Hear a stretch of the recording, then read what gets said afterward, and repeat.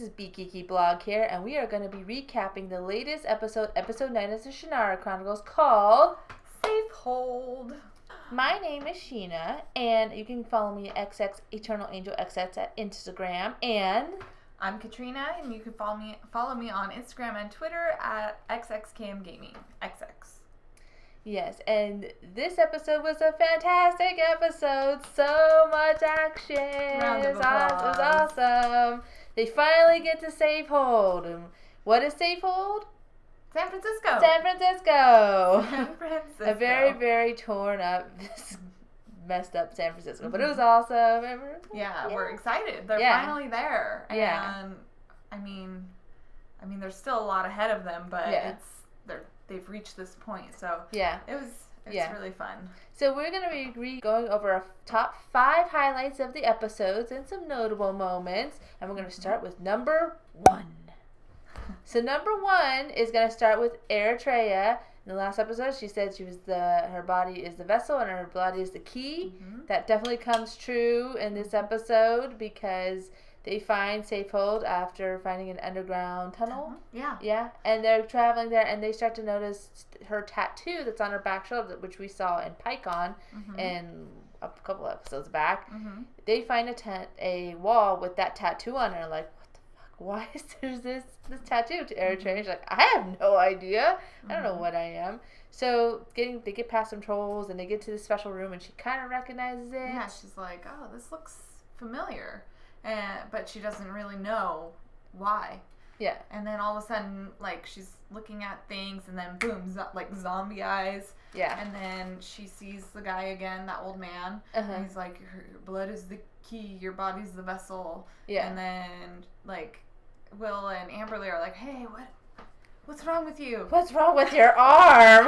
She's like, I don't know what's going on. What the hell's going on with my arm? But I think that's a map. It looks like a bunch of lines. But it, like, not only is the map on her arm, but it's like in her brain. So now you guys just need to follow me. Yeah. I know where I'm going now. Mm-hmm. She's like, got one up on you, Amberly. Just kidding. Anyways, so they follow her through the tunnels. It's all windy and kind of cool looking, and they get to this it looks like a burnt out church and you see the statue of Mary and Jesus kind of like sacrifice a little bit. I don't know if that's gonna come into play. It probably will, but they get in there and they meet these nasty looking witches and that mess with their heads. But Ellcrys drops her blood on this. Yeah. Well, they're messing with her head so much that I think Will, like, cut her hand. Yeah. And then all of a sudden all her blood's, like, floating up and then going into this... onto this, like... Statue. Yeah. And they're like, oh, she's an Armageddon child. And we're just like, ooh, what does that mean? Yeah. I want to know more. So she activates the blood fire and boom, blood fire pops up. And this leads to number 2. The blood fire. The blood fire. We get to the blood fire, and Amberly apparently has been carrying the seed the entire time. We haven't really seen the seed, so I'm hoping it's on her person because she's been through hell. So, but they're fighting the witches, and Will's holding him off with his elf stones. Yeah, well, Will's fighting the witches.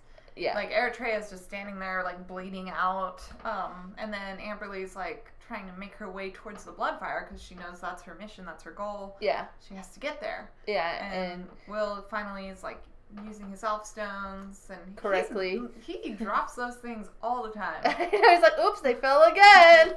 Oops, they fell again. He manages to, get them and kill the witches, and then Amberly goes into the blood fire, and then poof, she's gone. And then Will's like, what happened to Amberly? And it turns to Ellcrys like, what happened to Ellcrys? Because we don't know if she's dead. We don't know if she's dead or alive. He feels her and he says no.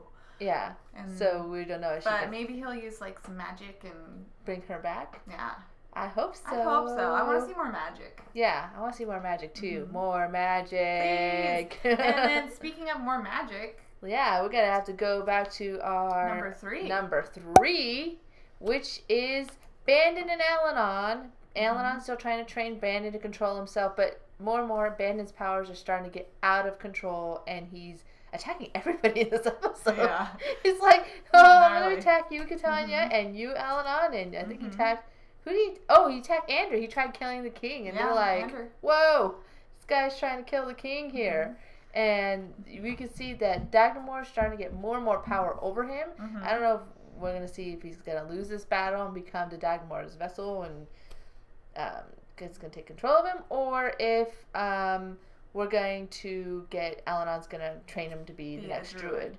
So I hope it's next druid, He's kind of like that good and evil battle right now. Like, is he going to be good? Is he going to be bad? I don't know. I kind of like him. I want to see more of him. Yeah. That's how I feel. Yeah. So. And this leads to Andrew. We're talking about Andrew, which is number 4. Andrew, last episode was named Crown King, but his ruling and the people who in the council just don't really trust him. They don't have a lot of faith in him because especially Kale. Yeah, Kale. She was the leader, and the last episode they said she was she fought in the last war, and everyone was supporting her. And Alan was like, she stayed behind the wall. She didn't do anything. Your father did all the fighting. You definitely deserve the crown. And so what Andrew's trying to do is he knows there's this dissent amongst councilmen, so he's trying to get a alliance with the gnomes. And so he sends Commander Tilton to go get that alliance. And lo and behold, the minute she's gone, there's a coup d'etat against Andrew, and he gets put in prison by Kale. Yeah. And then I'm just saying. Yeah, she's like, I want the power. I don't care if the whole entire lands are gonna burn. I just want the power. It's like there's bigger issues right now. Huge one. Like, hi, there's a demon army that's gonna come and like try to kill you guys. Like, yeah, but you want the power. Okay, whatever. So, but luckily, Commander Tilton comes back. And she brings the Gnome Alliance with them, and they will only recognize Andrew as a king because they're like, he's the real king. Get out of here. Yeah. And so once the Blackguard, whom were supporting Kale, once they realize they got the gnomes and that Andrew is really the rightful king, they side with Andrew, and he is crowned king again. But this time he actually has the full support of council and the Blackguard, and Kale is arrested. Well, and Andrew's whole thing is you need unity. You need to unite and come together as one to defeat this huge army. I mean, come on. Like, he had like 20 elves that he was training. Yeah. Like, it was really small. So, I mean, it's pretty stupid. Like, you need to do that. It's the smart thing to do. It's the right thing to do. And he told this to Kale, and she just kind of ignored it. Yeah. So, good on Andrew. Andrew is the king again. Yay. And hopefully this will keep the unity, and it'll start to get more drive to get everybody united against this because the next episode, I have a feeling, it's gonna be big, crazy. I'm excited to see Al-Anon like fight. Yeah, we saw a little bit of him fighting a Bandon. Yes. Yeah, but it was I kind love of cool. it. I love the magic scenes. Like, I want more of it. Like, I really do. Like, more magic. Yes, please. And this is gonna go to number 5. Which is a very, very epic scene. It's a small scene, but it was the Ellcrys dying. It gave me goosebumps, like, up my arms. Like, they're holding this candlelight visual, and they're watching this last leaf just fall. And you're just like, oh, and then, then it cuts over to the Dagnamor, and he's like, the Ellcrys is dead. I'm free, or something like that. Yeah, and you're just like, no, things are going to go down next episode. Yeah. It's going to be gnarly. Yeah. And I'm looking forward to it. Yeah, I am too. I'm looking forward to it too. Those are our top 5 highlights. Yeah. Anything notable? Let's see. Katanya. Well, I just want to say, Bandon, he's a good character. Like, he's very interesting. Yeah. I know I've said it before, but I'm really excited to see how he progresses. Yeah. I think, they could really, I didn't read the books, not gonna lie, but I feel like they could really do a lot of things with his character going on in the show. So. And they play with the dynamic of good and evil. So, I agree. I'm interested to see what is going on. I want to know what happened to Trai and Amberly. Yes, obviously. Yeah. Main people. Yeah.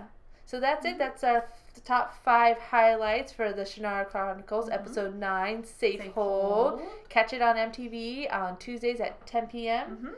See you guys next time. Bye.